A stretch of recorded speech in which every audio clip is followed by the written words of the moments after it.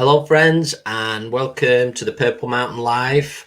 Whether you're watching us on Facebook or on YouTube, we want to welcome everyone. Hope everybody's well, and we're going to continue this evening with our talk on health and well-being, and this series to try and just put some positive information out there, share truth and knowledge, and hopefully these tools will help you in wherever you're at on your journey. And we're joined once again by Lewis Powell of the Inner Guru in Liverpool. I was so pleased that Lewis can join us. After last week, we're sort of continuing on, really, because there's so much more to talk about. There always is. And it's a huge subject. And we just want to welcome everybody as they come online.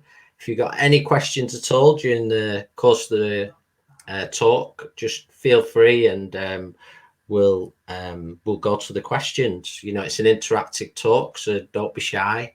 If there's something that's on your mind, or you feel that there's something perhaps we can assist with, feel free to ask a question. Or if it's something you just want to know, you want to gain a bit of knowledge on, and we're going to try and touch on as many different subjects as we can tonight. We always like to go with the flow. That's always the best way, and see where it takes us. Of course, we're here with Stephen, and we just want to welcome you, Lewis, once again. Thanks for doing it. Thank you. Thank you for having me. Yeah, it's great. So we just sort of wanted to speak about, start with the sort of huge subject at the moment of mental health. Yeah. And sort of the way it's handled, the old systems and ways that can assist people with mental health struggles. Yeah. And I talked a little bit just before we came on tonight about sometimes material pressures, in a way, that can be a huge part of life. You know, money could be seem to be the source of pressure for people, of having to be at a certain place, or by following certain trends and feeling they should be somewhere. I was just wanted to know your thoughts on that. I know I've said quite a lot there, but can you expand a little bit on what you'd like me to? Yeah, absolutely. So just maybe to cut it in two, to start off with, your thoughts on mental health at the minute, the current systems that are in place, and what you feel are very positive systems, whether they're new or old, that are coming in. Okay, well, first of all, there is a mental health pandemic that we're facing at the moment, especially in this area where I know this is nationwide, but I know that specifically in the Merseyside area, it's one of the worst hit places for mental health. I know that it was only in 2018 when Merseyside had the highest mental health, the highest male suicide rate in the country. So mental health is quite a serious thing, especially in this area, and it's something that I feel strongly about, and hence why creating this centre, because waiting lists for NHS mental health, you're talking a minimum of 8 weeks before you get to see someone, and the most that you will be offered in regards to support or mental health treatments is CBT therapy, which I feel personally is very limited in what it can give you. Some great tools, don't get me wrong, it can be something that can be a helpful tool to cope, but it's not getting to the roots of the problem. Now, I am grateful and I feel protected with what it is that I'm doing here at Inner Guru, because we're still allowed legally to do support groups, which is absolutely essential. I mean, if this ever got questioned, I would absolutely chain myself in front of a train kind of thing, to say like this, this is essential. Like, there's no way on earth that you can say that this is not essential. It's an absolute health crisis when it comes to mental health, and we need support. And I'm not just talking a phone call from somebody. People need that community, and I feel that this is what's happening with isolation at the moment. It's really keeping people stuck in their mind. and to be with people and to share how people are feeling. I feel that it's so important, especially in these times now that we're in, that people have places to go to. And like I say, I'm grateful that we can actually continue to do that on, it's very restricted, but at the same time, that's still allowed to go ahead. And, I'm hoping that, it will stay that way and only improve in the future. But yeah, I mean, also in regards to mental health, what I'm seeing is that, the people that are suffering are the ones that don't have any like guidance or spiritual guidance or community that welcomes and supports speaking about mental health, because it's a taboo subject in modern day society to talk about mental health. Well, it has been for quite some time, but I think that those that don't have a network of people like we do, to support, they're the ones that are going to be suffering the most. Now, for people like us, this is a chance for ultimate growth. We're being we know from like doing like medicine journeys, things like that when you're put in uncomfortable situations, or even in life, you're put in a difficult situation, then that only leads to growth, because we're able to, push ourselves out of our comfort zones, face hidden unconscious material, and move through it. Whereas people that are unguided and it's going to be it's an emergency, when people don't have that kind of support. But like I say, for us, it's great. Discomfort brings growth. It's interesting how the way that I'm seeing things right now is it's really interesting, and you can look at it in two different ways. You could see it as a really negative thing, but also you could see it as a really positive thing, because a lot of people are being made to feel guilty. This is what I'm seeing a lot lately, is people are being made to feel guilty. People are like, oh, should they even, be going outside? Or should we, be even speaking to our family and friends and things like that? But, that's, as, on face value, it's a negative thing, what we're seeing. But actually, what I see in that is because I've also had this complex that I carry around a lot of guilt with me, and I have done for a long time.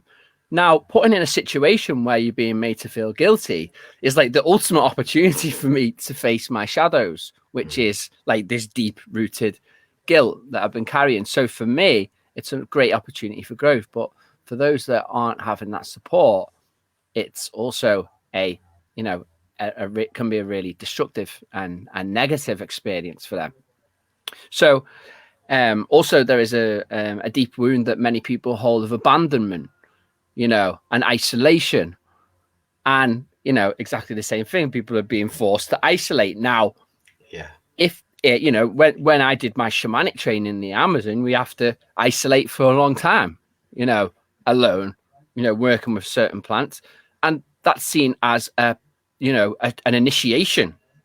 And also some shamanic cultures bury people under the ground. The initiates are buried under the ground. There's nothing more isolating than being stuck or buried under the ground overnight. Yeah. But that's so they can face that fear that's deep within them. It brings it to the surface. So if you see it like that, then you can also see everything that's going on right now as a fantastic opportunity for growth. But it's all about how you perceive what it is that's going on. It's all about perspective.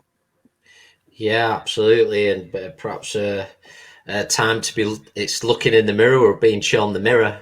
Exactly. In many ways. But do you feel at the moment, because I know you're doing an awful lot of work with mental health and the groups that you've done, and with your inspiration with the inner guru from the start, and do you feel that things are improving a bit more, that it is coming to the surface a bit more now, as in the way it is dealt with and systems, or do you think it's moving forward a bit? No, I don't feel like it is. Yeah. I feel like it's going backwards. But I mean, it was mentioned on one of our other chats that we did that it's very difficult to actually get the true figures in the country of the suicide rates at this moment in time. Yeah, they'll be very hidden. I believe that it's. I mean, they were pretty catastrophic last year. I'm sorry, not Yeah. last year. 2019. The figures for 2020 are not going to be accurate. Yeah. We don't. I don't think we'll ever get the true representation of the amount of suicides that happened last year. But I know one thing for sure, that when the previous lockdown, the one just before the summer, Yeah. in Liverpool, the Narcotics Anonymous group that now does their meetings and support groups here lost the venue that they used because of the lockdown. 3 of them committed suicide. 3 out of a group of like 15. So, and that's just like, I'm just picking figures here. Like, this was just that particular group. Now, if you think how many people, and they have a fellowship where they're still, connected. And you can imagine all of the people that haven't even got to that point where they've reached out to a fellowship who have committed suicide. It's absolutely essential that people have support groups. And this is just something that our government, the health service, are not providing. We've had to take it upon ourselves to create these support groups. Now, this always makes me wonder, if our government truly did care about, and I have to ask myself this quite a few times, if they truly care about our health. This is something that, we have to think about, and you have to look around. Do they really care about our health? Why aren't we being told to exercise more? Why aren't we told to be mindful? Why aren't we told to be de-stressing? Why aren't we told to keep in contact with our family members, check in on, why aren't we being asked to do that? You have to ask yourself that question sometimes, is if they truly cared about our health, then there would be support groups put in place for people that are suffering. Or you'd see on the TV, support group, hotlines or, things like that, for this time. We're in a crisis, an absolute, like they say, worldwide pandemic that people are suffering, and all that's being pumped out is fear, creating more and more suffering. The problem is that the problem I find is what we're in at the moment is there's people that are getting angry, and that doesn't help anything. That's just going to make your energy vibration lower even more. And there's also people that are waiting for somebody to come and save them. We're in a situation now, like, what do we do? What can I do as a person to make a difference in this? Now, do I think going out into the street, shouting from the rooftops, creating riots and protests, do I think that that's the way to go? Probably not, because that's only going to fuel probably police brutality and, the rest of all that, and more conflict and more division. Do I feel just hoping that this is going to go away is the best thing to do? No, I don't. What I think the best thing for us to do is to create the change within ourselves. And we talked about this last week, is this Michael Jackson man in the mirror kind of scenario. But I do stand by that. And I feel that using this, the way that we can truly make a change is to use this opportunity to do it inner work. Use this opportunity to face our shadows, to transform them, because when we transform ourselves, we also transform the world.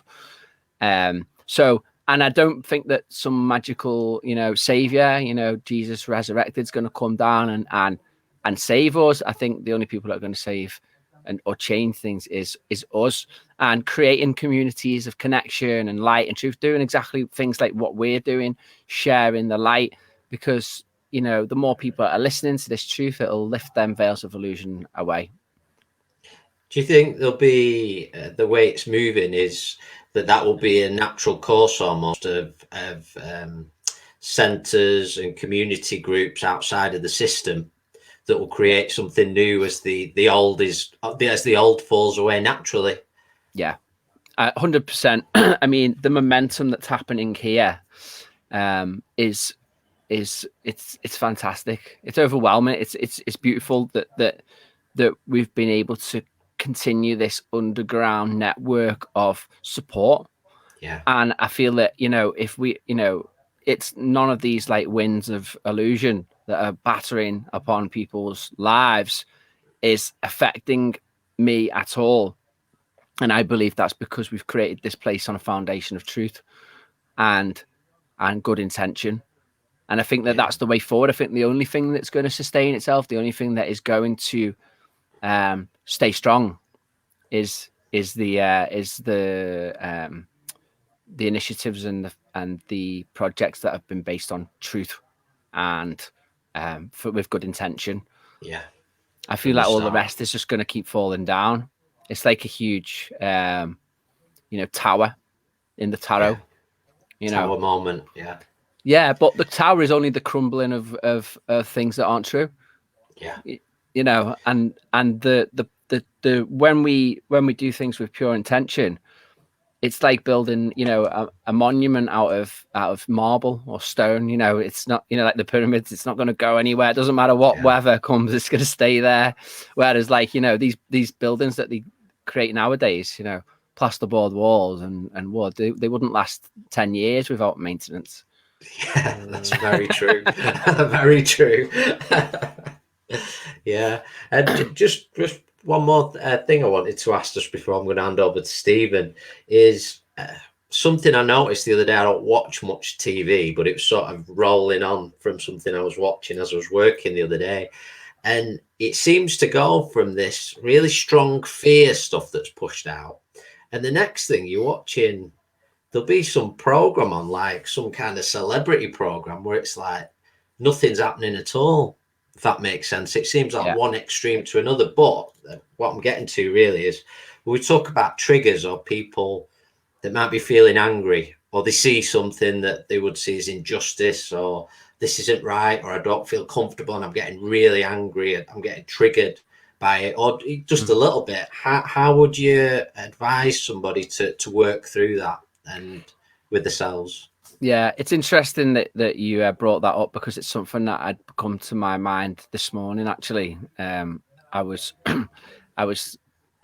been, you know what I'm like, with my thought-provoking Facebook posts, but I do also like to experiment on people and see where they're at, just to sort of like check in and see, has the collective humanity, changed or raised their vibration yet.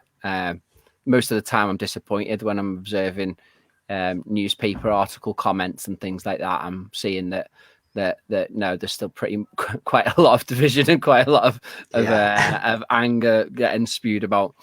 But the interesting thing is that, and this is something that I think he's a German psychologist called Nietzsche. Have you heard of him before? Yeah. So he writes something really interesting about observing people's reactions, and also that people need people are so attached to their illusions that when the truth comes along and rocks that illusion or it triggers that illusion, it will trigger the fight or flight survival response in that person. So people become so attached to their idea of how the world is, that when that is triggered, then nastiness comes out, because it's like almost like you're threatening my life by the truth. So some people are so comfortable in their illusion that they will completely disregard truth. But it's interesting to observe that when somebody is coming from a place of truth and they're questioned about that, there's no like physiological, there's no like, of course there is some physiological response when someone questions your truth, like, come on, what, but when somebody is triggered and they're holding on to an illusion, there is a negative response to that, like a trigger. So I actually put a Facebook post on today asking people to try it on themselves. If somebody, it's like a little test to see if, if what you believe in is true. If someone questions that and you get like really, really defensive or really, really nasty about that, then that gives you something to work on. Yeah. Because you should question whether that belief system is the truth. Yeah. And also that people that, if you are holding on to a truth and somebody questions it, it's just like, well, I'm not bothered by your belief system because I know that this is true. It's almost like we just know the truth. So I just found that really interesting because I'm observing that in certain dynamics, especially when it comes to comments in newspaper articles, is that when somebody questions a belief system, then there's like this herd mentality of like people gang up on that. It's like, yeah, it's like he's threatening our existence by asking that question, kind of thing. So, I mean, I just find that helpful I find it helpful to have that as like a little bit of a compass towards your intuition of what's true or not. Like when you experience truth, it's kind of like nourishing to the soul. And this is something that I experienced a lot through my own initiations. I had to learn this because of a lot of the things I was experiencing at the time, a lot of the illusions I was experiencing at the time through black magic and things like that.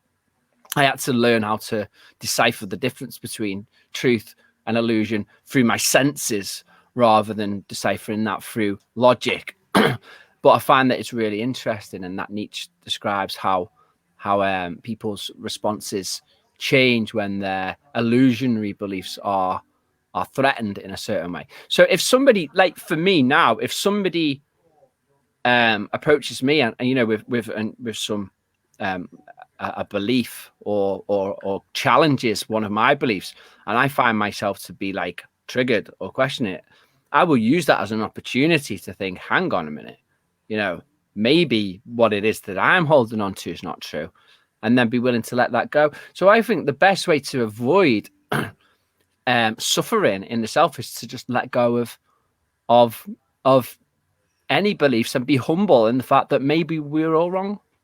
Yeah. And then, then it keeps us curious. I think a good advice would be to remain curious, but also remain discerning as well. I think that really helps. And you maybe use that little technique as a tool to see whether there's something that you need to work on or also to see, to help you to decipher truth. Yeah. Illusions. To be the observer. Yeah. I think observation, I mean, when it comes to doing self-work, observation is the key. And also to remain in a state of peace. It's so important that, especially when we're doing shadow work, and this is why a meditation practice is so important. To have like groups like what we're doing here, where we're practicing and teaching meditation. It's such an important, so especially when we're deep in shadow work, because some people can delve into them that shadow stuff, that unconscious material, and if you're going in there in one of your, and you're stuck in one of your patterns, you're gonna end up getting lost in it all, and it can bring you down. It can make you feel really heavy, and sometimes you can get stuck in it. So the best advice that I can give if you're doing work on yourself is to remain in a state of peace and to observe your thought patterns. First of all, is observing the thought patterns around you and observing any thoughts of it. The thing is we're constantly surrounded by energy. It's the energies that are around us that mostly affect our thoughts. We think that it's just the mind. We think it's just our mind, that it's just me thinking this. It's not true. There is energy that's constantly, around. Now, when we meditate, that protects us because we're in a state of peace, and we're less likely for these energies to affect us. Now, if we start thinking negatively, sometimes that can be because we're around somebody that has a negative energy around them, and then that can get into our mind and then create us to think negative thoughts, and then it can become it's so easy for that to get entangled within our own psyche.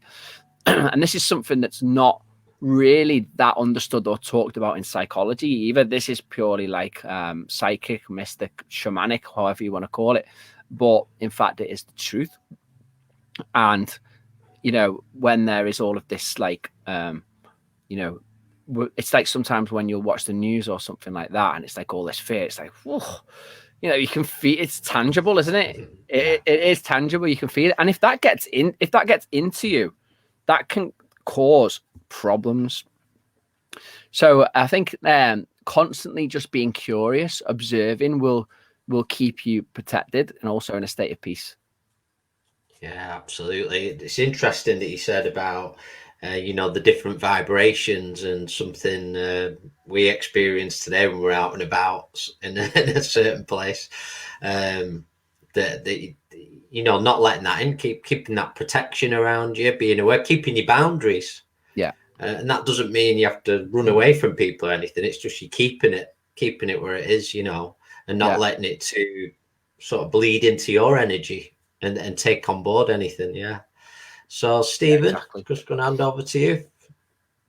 Yeah, don't want you too quiet for too long. No, I'm just, you know, you're observing, you're listening, and you're taking on board, and it's just very nourishing. I just want to ask you a couple of questions there, Lewis. If there's a lot, there'll be a lot of people listening to this podcast tonight, and will be listening tomorrow and next couple of days. I know you're based in Liverpool, but are there any sort of ways you would advise people? How can people reach out? You know, we're in this pandemic, with what's happening in society. There's a lot of lonely people out there. What advisement could you give to people? How can people reach out? Not just to you, to your inner group. What advisement would you give? It's difficult to say, actually, because obviously, like, my focus is on the community that I'm involved with now, and it's like, you know, it would be too much for me to like make myself and what I'm offering accessible right now to a wider public. I mean, I'm focusing on building from the ground up. Hopefully in the future that we might have some like online and coaching material, things like that people could use, but at the moment unfortunately that's not something that we can offer. But I feel that, like, maybe, I don't know, even people listening to this maybe feel like you know, set up even if it's like a Facebook page or something, or a group where, you know, you can support people in your community, because we need people from the roots. This is like a grassroots movement that we need to set up, you know, support groups for people that are struggling. Because if you look on the news, it's not spoken about. So you can imagine how these people are feeling, like, oh God, all these poor, you know, I'm suffering, suicidal, but but it, you know, well, that's, you know, that's justifiable because there's people dying outside there. You know, this inferiority of, like, people who suffer with mental health, it's chronic. It's awful, because I've spoke to a lot of people who've said, oh, well, you know, that's insignificant for me because, you know, because of the people dying and things like that, you know, like, you know, it's just mental health. Other people are in hospital on ICUs, blah, blah, blah, blah. You know, not thinking that that's important. Now, maybe right now it could be, even though it's, like, you know, depressing for some people, in the future, if it's not, you know, dealt with, this can, you know, these mental health problems can grow into, you know, into bigger problems. Yeah. So what I would do is like start on your community, with your community, your immediate community. I think, like, reaching out to people that you're connected to, even if you don't feel like you want to, you know, reach out to the wider community, maybe just reaching out to family and friends. You know, most of people are probably doing this anyway, you know, who have a strong family network, you know, creating maybe like WhatsApp groups, things like that, just to keep that connection. It's really important, like a loving connection, you know, not even talking about COVID, things like that, just like love, because it's the more we talk about it, the more we feed it, and we don't want this fear to perpetuate. The thing is with fear is that it does have an expiry date. Fear. That's why it keeps having to be effective. It has to be repeated over, and it's like abuse. It has to be, to create serious damage. It has to be over a long period of time, and that's what if you look at psychological abuse, this is exactly what's happening to people right now, is they're being abused. Now, but the problem is with this kind of abuse is it's more like gaslighting. It's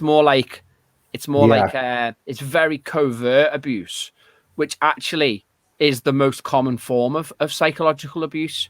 People would think psychological abuse is just you fucking, someone shouting at you, calling you names or whatever. Well, actually, it's a lot easier to brush that off than the covert abuse, which is coming across as it's doing a good thing. But actually, underneath that, there's a real dark underbelly to that that's actually penetrating your energy and causing you issues. So I feel that the best antidote for that is like laughter, support in the way where not taking things as seriously, doing the things that you enjoy. I know that we can't, like, you're not meant to see people in person, but I just feel that so sorry, but I've gone off a little bit here, but what I think is that if anybody's listening then and they feel the call to set up something, then do it. Don't hold back. Set up a support group. Find somewhere, a place, because you're allowed to do support groups, by the way. So try and find a venue somewhere where you can hold support groups. And have you can have up to 15 people there. Something like that. Find a little community center. I'm sure that they wouldn't mind you doing that, because they're probably not doing much anyway. So if you could give them a donation to do a support group there, even if it's just 5 or 10 people, things like that, I think that's what's going to make a difference. I think building communities, like exactly what you've done at Purple Mountain, you've got this community of people, you've got these followers, and it's great because you all have a shared vision. So maybe even if you don't fully align with this, your vision or our vision, which is very similar, maybe you have your own, and that's great. I think just like building little pockets and little communities of support is the best advice I could give. Yeah, that's brilliant, and just really leads on to a little bit, moving on to a different question there. You see so many people, or you feel so many people that suffer with depression, and you go to the doctor, and the first thing a lot of doctors do is prescribe antidepressants. And I think I feel that there is such a disconnection. I think there's such a divide now between modern medicine and what are called the old ways of herbal medicine, shamanism, crystal healing, things like that really does heal, that can work side by side with modern medicine. Yeah. So I think I feel, what's your sort of thoughts about closing the gap? How can we sort of close the gap? How can we reach out to these organizations such as the NHS, such as doctors and nurses? Well, that's exactly what we're doing here, because we do have, I've got an NHS psychiatric nurse who does workshops here, Mindful Mamas, and she does other mental health support groups here at the Inigo, and she's very holistic in what she does. So that's already starting to bridge the gap in a way, because we're getting people on board. I know A&E doctors who are Kambo practitioners, and it is happening. It's more so the younger. I find it's more so the younger ones are a little bit more open-minded than the old school doctors, things like that. But the gap is already starting to bridge a little bit. I think what's important is that I think some people that are on like that scientific, I think there is a massive divide. There's a fence between science and spirituality, like a massive fence. I think that it's important that we can remain neutral in the middle. Okay, like, from my experience when it comes to antidepressants, out of 7 years of working with people, I've treated over 3,000 clients doing Kambo, and I've spoke to a lot of people worked with a lot of people who've been on antidepressants. I haven't yet met one person that said that antidepressants made them happier. Now, I'm not saying don't take antidepressants, please. I just want to make that very clear. But what I'm saying is I find that there's a very big disconnect from that person's spirit. It's almost like there's a vacancy there. Now, of course, in extreme situations, then that could be how, I think that there is, some use for that if it was an extreme situation. But I also feel that people should try to explore alternatives as well, before making that decision to go on to I personally think that should be a last resort, and people should look into alternatives before they decide to do that. But in regards to this, the bridging of the gap, I think that it's important that we remain neutral and not to be like, oh, science is just, it's just bad, it's just corrupt, blah, blah, blah, blah, because, that's not the case. It's not, it's not. Obviously, there's people who are using, like when it comes to like pharmaceutical companies and things like that are kind of like, criminal bosses, really, using a good thing to make, lots and lots of money from it. But at the same time, there's doctors and nurses, and most doctors and nurses aren't doing it because they're in the criminal underworld. They're doing it because they, are interested in health, and they want to, support, people, and they want to, make a difference. So I think it's important not to like tarnish everybody who's in that, the hardcore science and don't believe in anything about spirituality, tarnish them all with the same brush that they're like, oh, they're not good people, because that's not the case. They just need, first of all, they need to feel welcomed into the other. I always see it as like these two separate sides, like the other side, but not afraid of it, because it's fear that prevents that. It's fear that prevents people like taking the more spiritual side. So I think that by sharing studies like, because there's a lot of studies that into meditation, there's a lot of study, in the benefits of meditation, there's a lot of studies in regards to the benefits of yoga. And, I think if we are trying to reach out to that kind of community, then it's important that we share, factual information about the benefits of it. I think that's a good bridge, especially that's why I find the beauty of Kambo is that, it can't just be labeled as woo-woo, because there is science, because there's science there. And I absolutely love that there is, the science that ties into exactly, to what the effects of the medicine are. Which I absolutely love that, because sometimes I've got into conversations with people that are very, very scientifically minded, and they're like, Kambo is just a load of woo-woo. People are just throwing up and they feel like they're getting better. That's all it is. Where's the double-blind placebo study to say that Kambo is effective for depression? What a load of woo-woo pseudoscience. And then, like, I start pulling off all these scientific facts, about what contains it, and all of these anecdotal evidence, and they're just like, they've got nowhere else to go with it, kind of. I like that sometimes you can, you can provide that information. So I think sometimes, if you are trying to appeal to people on that side, trying to bridge the gap, if that makes sense, I think that it's important to welcome people in, be more welcoming, and also, helping people to make that transition to with facts as well. I think it's a little bit like we talked about last week when we're saying moving away from classing people as the enemy. It's us and them. Yes. Because there are good people in all situations, and working more, finding that common ground. It was mentioned a few times last week. It's so important. Yeah, unity is the key, and at the end of the day, we're all in the same cosmos.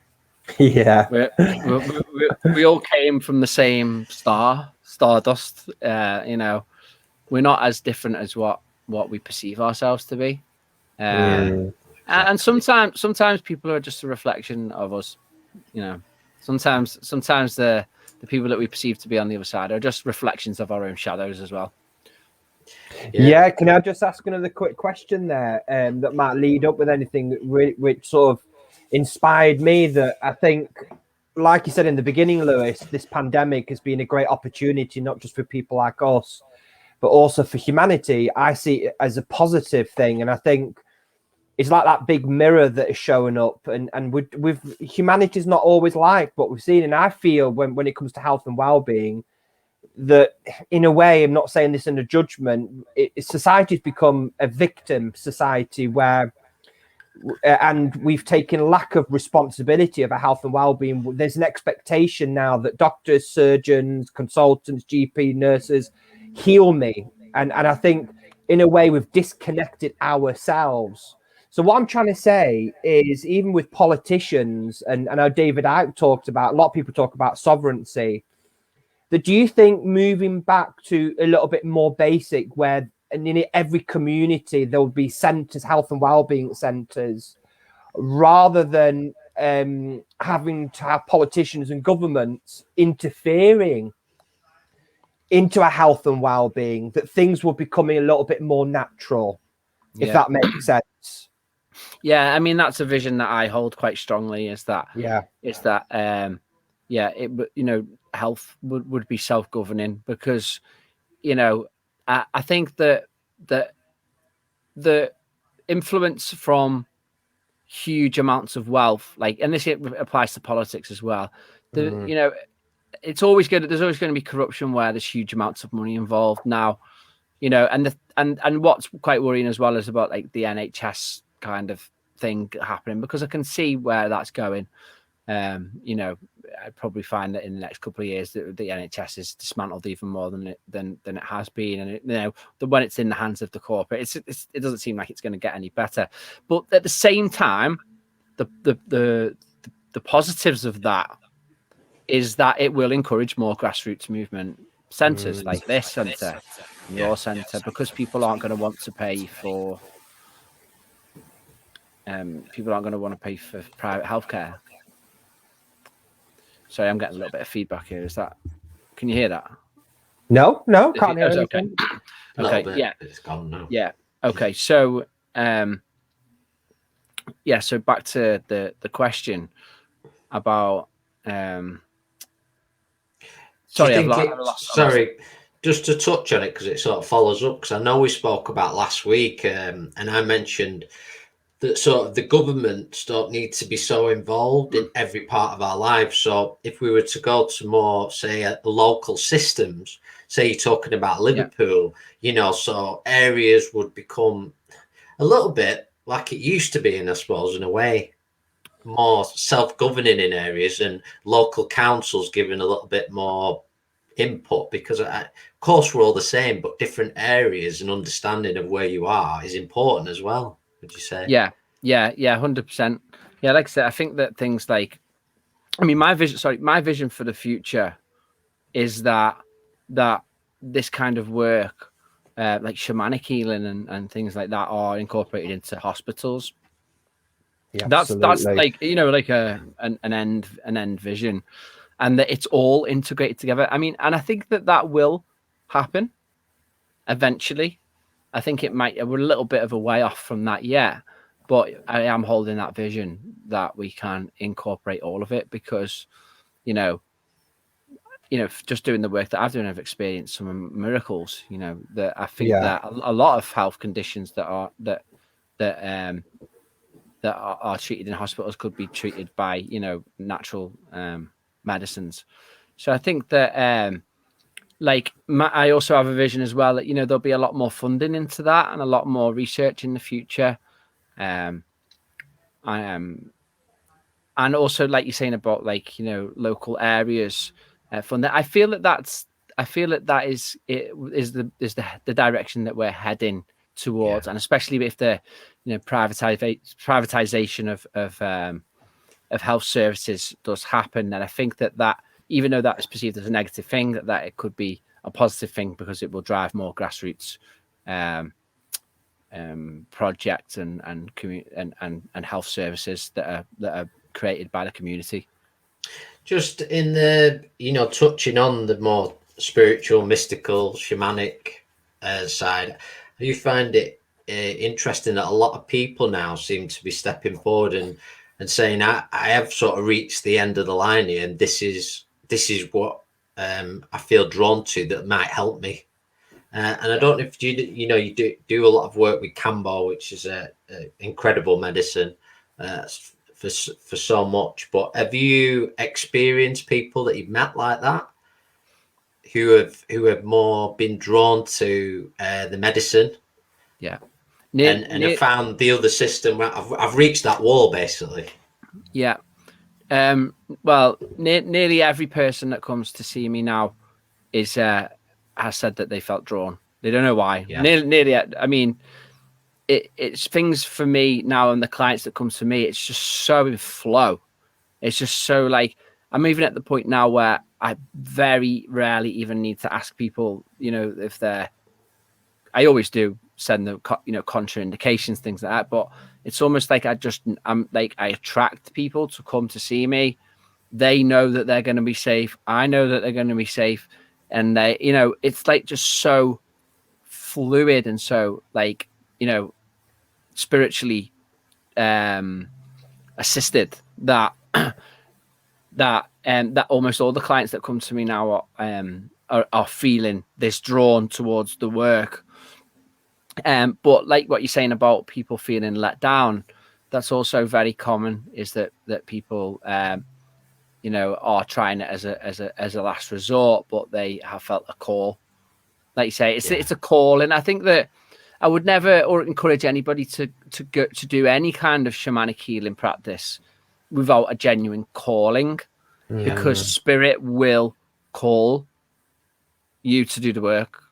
I don't think it can be sold. I don't think this kind of work can be absolutely marketed in a way that usual other things are. I think it has to be a calling. And in fact, I don't think there's that many people that have come to me. There has been one or two in the past where people have come and they haven't felt a calling. And to be fair, they very rarely get as much from it as the other people that have had the calling, because it just wasn't meant for them at that time. But I think that everybody has a call. I think that everybody has a calling towards something that's going to help them to reach their path and purpose. It's just some people haven't been listening hard enough. Or, you know, people haven't been taking notice of that little inner voice, the inner guru that's going, come on, you know, do this. Like that. I find it amazing how many people, and this only happened just yesterday as well to to a client that told me that you know, they'd been seeing frogs, right? And it'd been like a year before the last time that he'd seen me, and he was just like, I just could not ignore the calling. Like there was no way that I was able to, like, you know, to ignore that. So I think that there is always a calling, and some that's why practices like meditation and mindfulness and peace can be helpful, because there is an inner voice, there is an inner guru in everybody that's guiding them towards their purpose. Now, this also helps with people's mental health. If you are suffering in your life, then you are on the wrong path. If you are suffering, you are on the wrong path. You're not where you're meant to be. Now, if you start listening to your inner teacher, your inner guru, it will guide you towards where you're meant to be. And once you're led towards that path, all of the right doors will open for you that are meant to open. All of the right people or the right support groups will open up for you. Now, that's what we aim to do here at the center, is that's why hence called the inner gurus, to help people to connect with that and help people to find their path and purpose, because, you know, that's what we're path and purpose, purpose of what we are here to do. Now, when we have purpose in our life, we're happy because we're in touch with our spirit, we're in touch with creator. We are creators. We're doing the work of the creator because we're fulfilling what we're here to do. Now, when we are not fulfilling what we're here to do, things don't go right for us very often, and that's why people suffer. So I think that can be helpful for people. I mean, it's. I remember reading something about that's really triggered something in me about a Native American Indian. You know, like depression. Depression is your body telling you, you know, you're not following that divine purpose. You're not fulfilling. You're not doing what you're meant to do, and you've got to ask. Everyone should ask themselves, when did you stop listening? Yeah. There was somewhere in your past that, and this is why something we teach at the Purple Mountain Health and Wellbeing Clinic, we look at preventative things rather than cures, because preventing illnesses is much more effective than finding the cure. So it's and people should ask themselves, you know, when did I forget to listen? And again, what you said earlier on, the blame society, you know, a lot of people blame other people, but ultimately you are responsible for your own health and well-being, aren't you? Yeah, we are. This is something that we do need to do as individuals, is take responsibility for our own lives. Nobody is going to come and save you. Nobody's going to come and tell you what you should be doing. Nobody's going to, like, I had this massive complex when I was on my initiation, my journey into awakening, where I just needed somebody to tell me that I was on the right path. And I went like, even though I knew I was on the right path, I just needed somebody to tell me. And, you know, it took me to go all around the world to all these different like teachers, thinking that somebody was going to tell me that you're on, you know, this is your path. You're going to be a healer, or you're going to do this. Did it happen? No. Did it, balls? You know, that no one was ever going to tell me that. So that was my lesson. It was like, no, listen to your inner teacher. Listen. Spirit is telling you, you are on the right path. You are on the right path. If you're not going to listen to what you're saying, you're going to pay a hard price for that. And that's what was happening. I was going to see teachers that were, you know, not great, or didn't want them what's best for me, and I led myself into manipulation and, you know, and more suffering, until I finally gone, yeah, okay, I'm on the right path. This is what I'm doing. I'm on it. And then the minute I started to accept that, then that's when people around me were going, you're on the right path. I was like, well, yeah, I know I am. Absolutely. I don't need anybody to tell me. But then when you're, it's the paradox of it all, is when you're in that place where you know you are, everyone around just starts supporting you. Yeah, it's something that a couple of people that reached out to me during the lockdown, and it's just empowering people that, you know, you don't need me to tell you what to do. Just listen. You're a powerful being of light. You are. Yeah. Just believe it. Believe that voice. You know, and it's so true that if we ignore it, we unfortunately do pay the price in some shape or form, and it keeps coming around like a. Sometimes I used to compare it to throwing like a rubber ball against the wall, and then it hits you back. And the more it hurts, you throw it even harder next time, then it hits you back again, and it just keeps going till you learn, you know, to change that way. So, yeah, I do sort of feel with a lot of the medicines and Kambo as well, you know, when you talk about meditation, because actually for anybody listening who doesn't know myself or Stephen or how we're connected, the connection we made with Lewis was actually through Kambo medicine many years ago. And I actually feel, looking back now, because we practiced meditation before, and I felt like through the process, and more so afterwards, it served us very well. Having that practice. So this is just an illustration, I feel, of how important meditation is in everything. Yeah.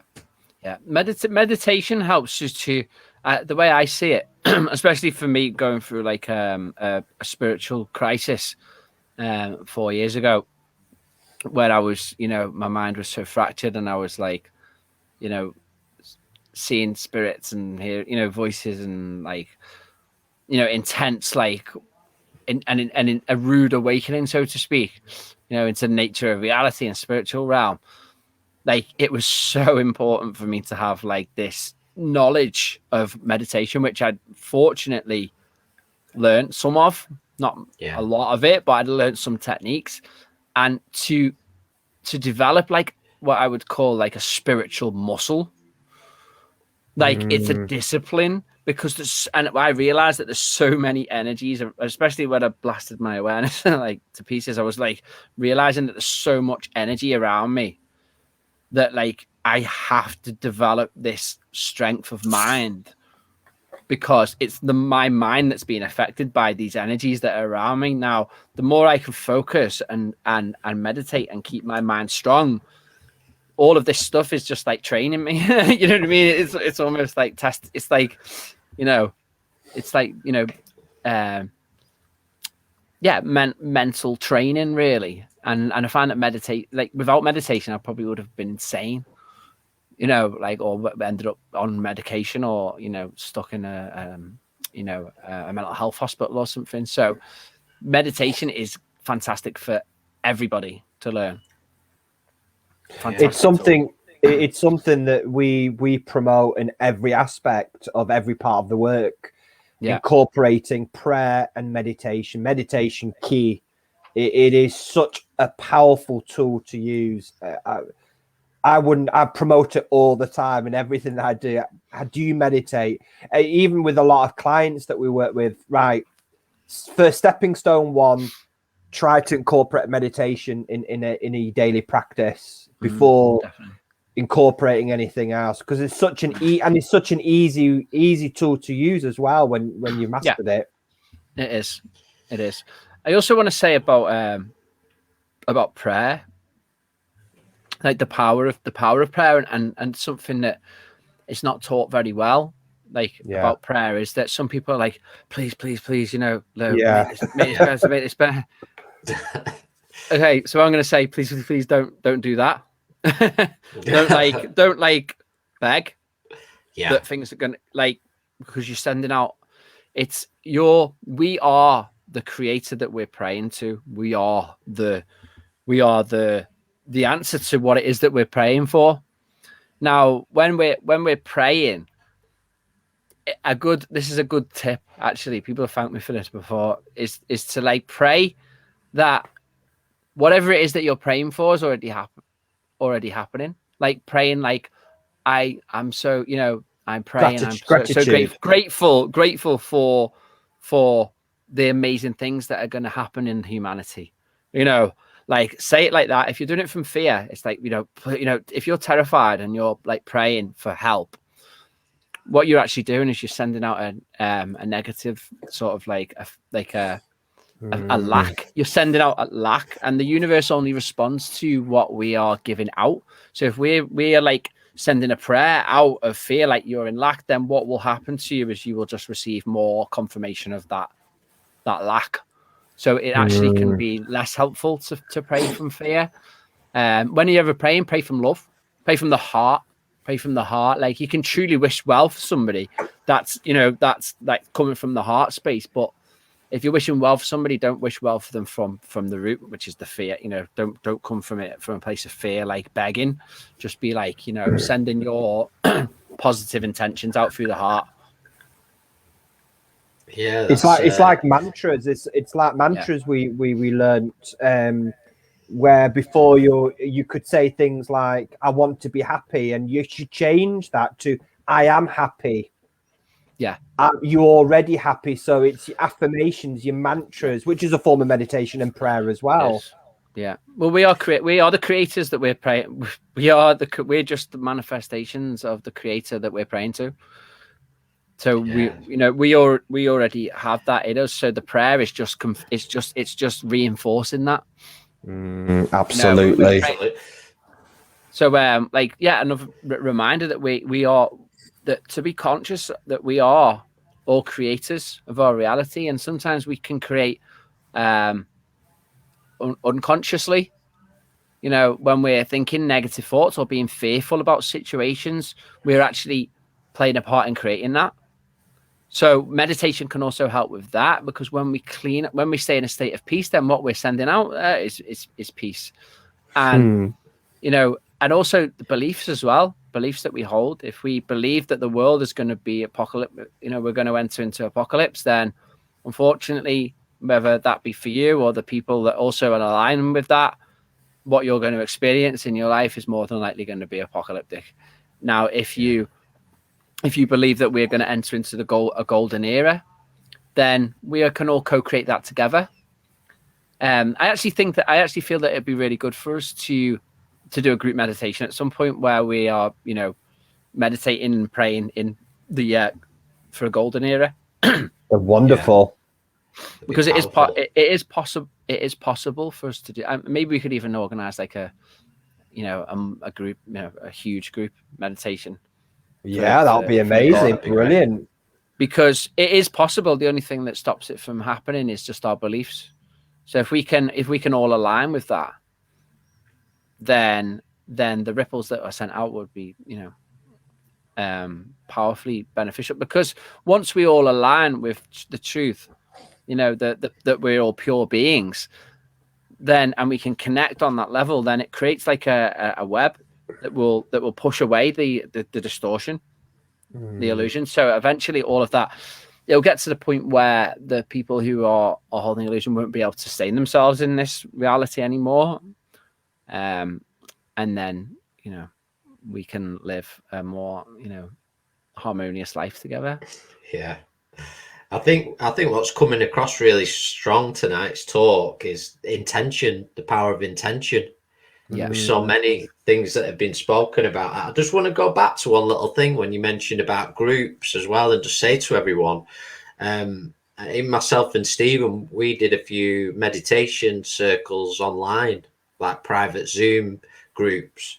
And they were really simple, and sometimes we didn't even use any music. We just meditated together, and then everybody shared at the end. And if anybody feels like they're calling to do that, do it and get a little group together. Because the group, there were lovely people that joined us, and everybody was so appreciative of that space being opened up, just to touch base with other people, just to connect. So go for it and do these things. That's what I'd say to anybody. But just coming back to Kambo, Lewis, there's a teacher of Kambo as well.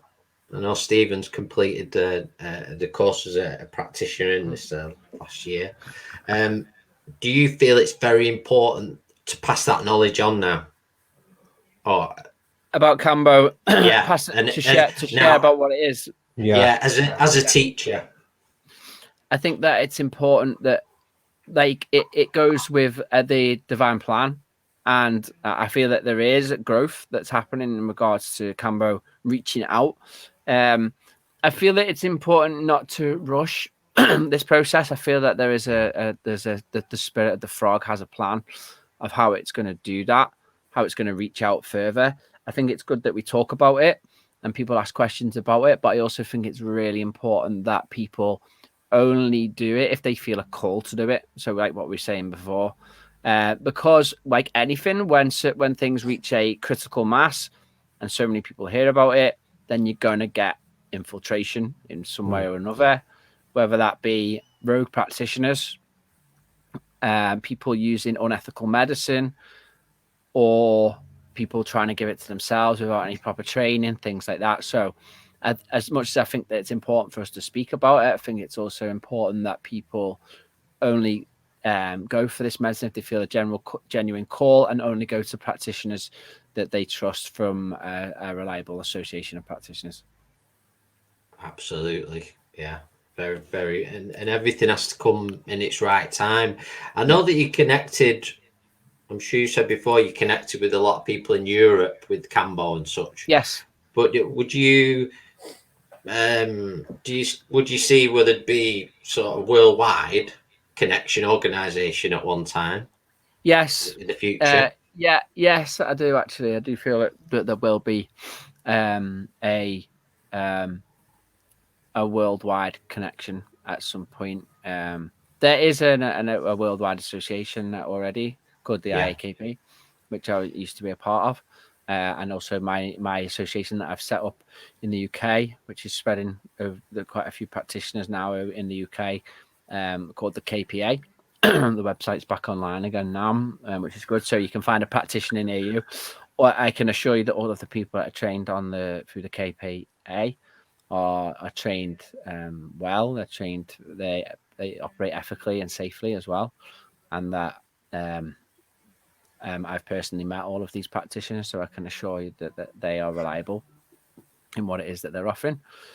But yeah, I do see there being a future of an association worldwide. I was having a conversation with somebody today that got in touch with me, who used to be a part of the music scene that I was in a while ago, and had released on a record label that I'd released on, back in like 2014. And he approached me today, and he was like, "Oh, he's from Italy." And he was like, "Oh, I'm a Kambo practitioner, great to connect. We were on the same record label."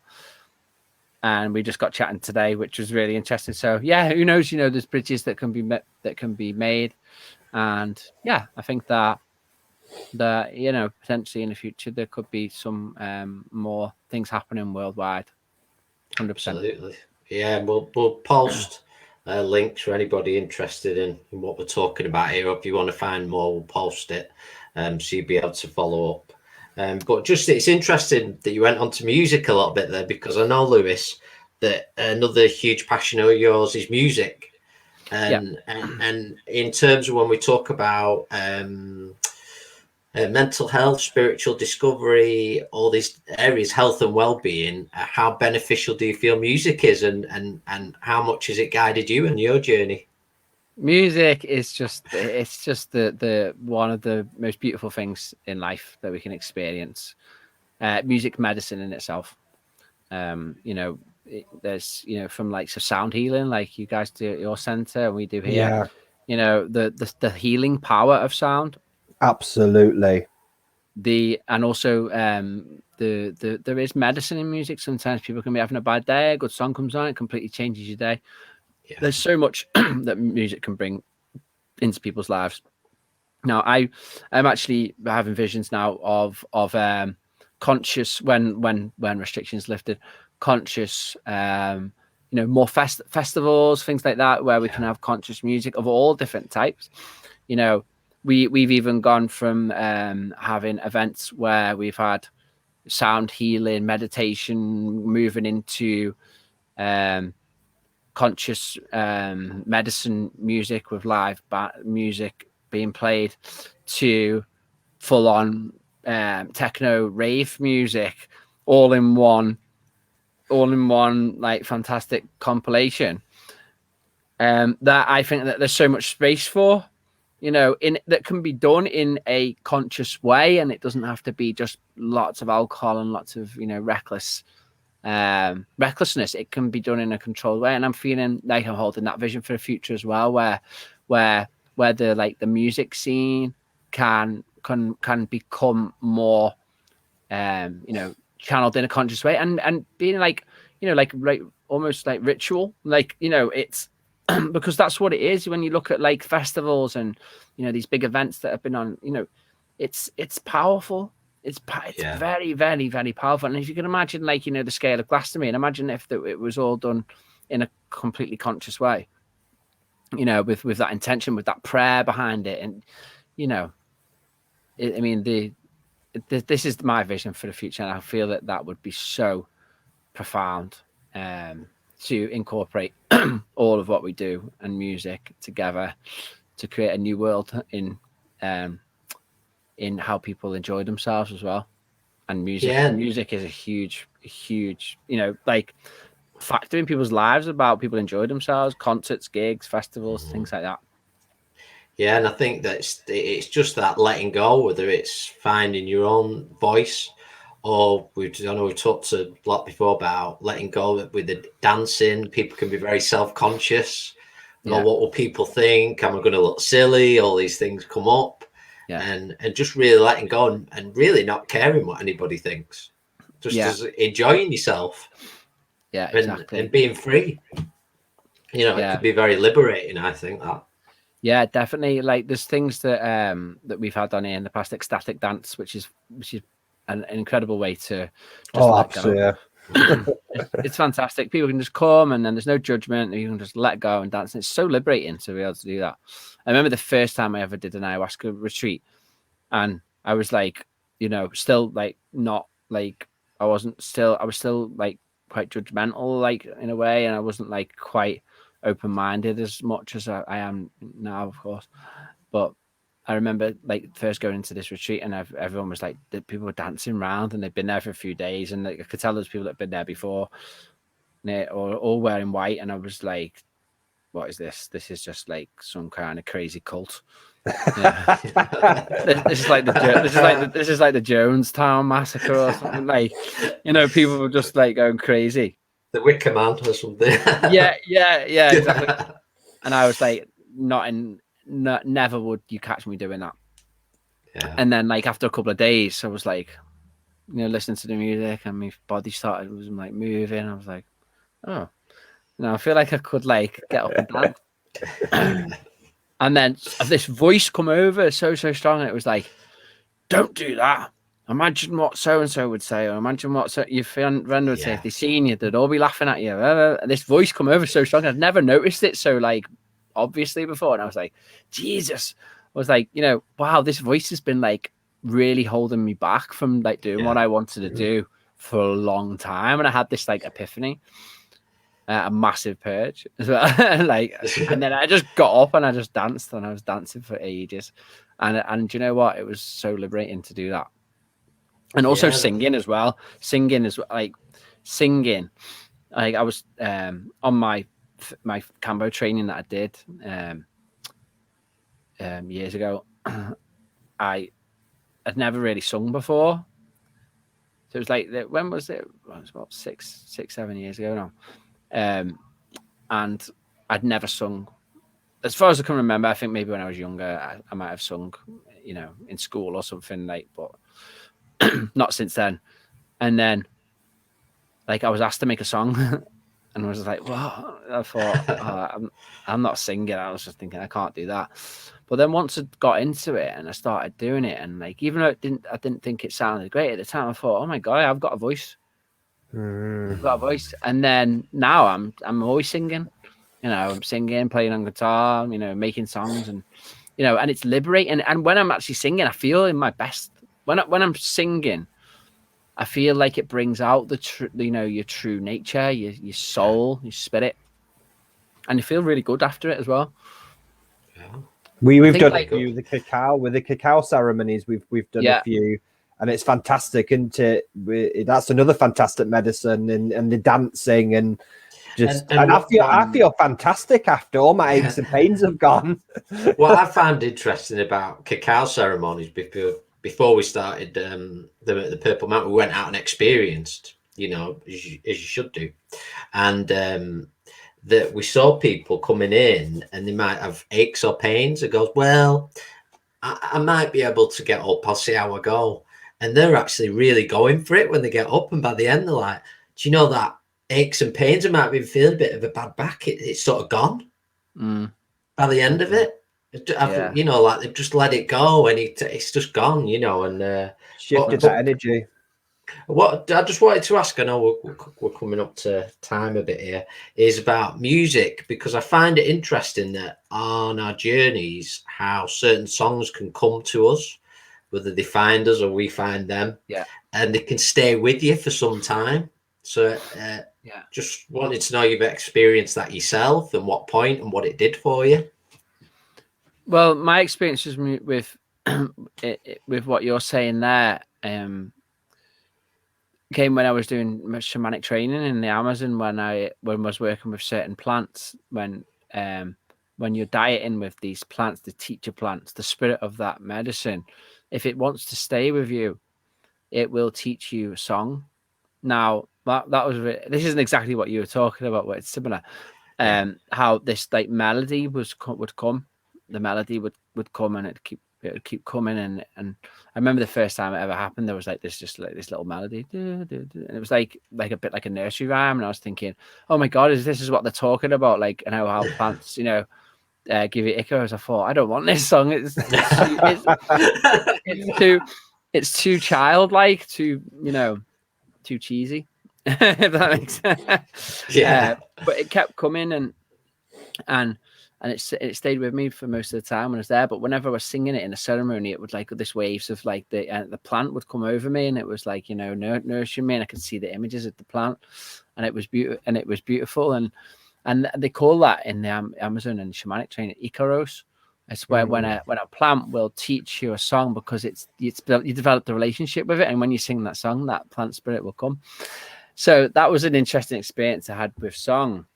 And what also I found really interesting is that I spoke to someone not long after that, and they showed me a video of how plants, when you connect them to a MIDI synthesizer, like the little signals will come through, and each different plant has its own little melodies, its own little songs.